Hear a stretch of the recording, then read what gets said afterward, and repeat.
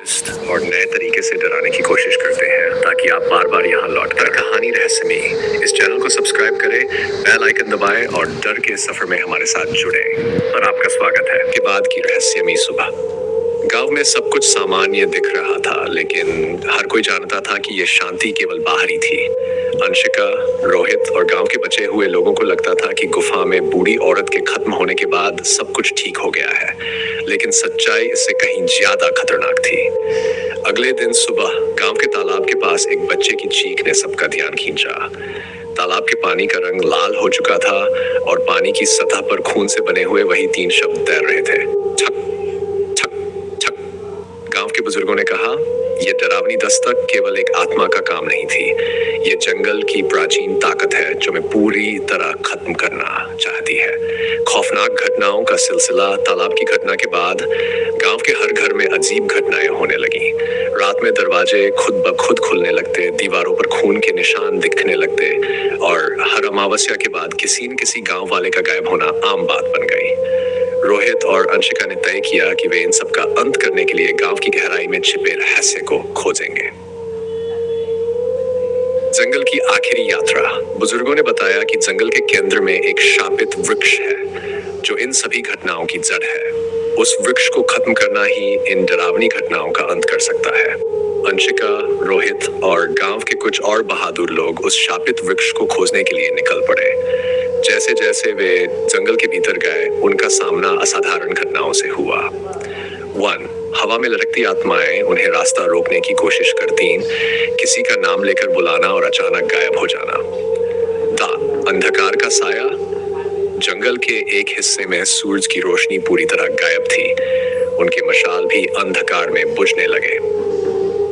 उनके साथियों ने कहा कि उन्होंने अपनी मृत परिजनों की आवाज सुनी। हर कोई अंदर से डरने लगा, लेकिन अंशिका ने उन्हें संभाले रखा। शापित वृक्ष का सामना। जंगल के केंद्र में एक बड़ा और सूखा हुआ पेड़ था। उसकी शाखाएं इंसानी हाथों जैसी लग रही थी और उसकी जड़ों में हड्डियों का ढेर था। पेड़ के पास खून से भरे कटोरे रखे हुए थे। पेड़ की जड़ों में बूढ़ी औरत की वही परछाई दिख रही थी।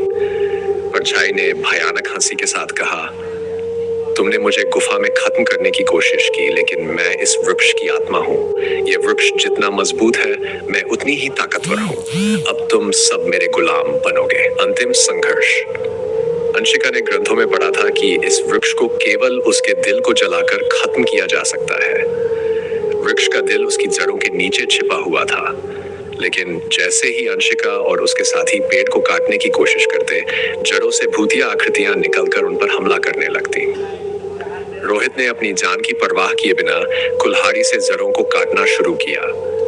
परछाई ने उसे रोकने की कोशिश की, लेकिन अंशिका ने मंत्रोच्चार शुरू कर दिया जो उसने ग्रंथों से सीखा था।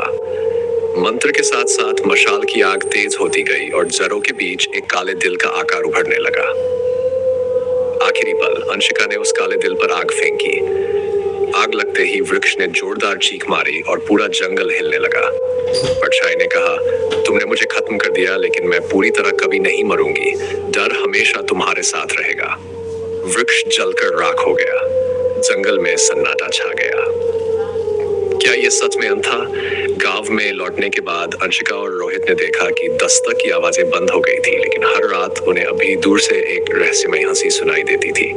क्या ये डर पूरी तरह खत्म हो गया है या फिर लौटेगा? जानने के लिए भाग जाए, इंतजार करें की सच्चाई।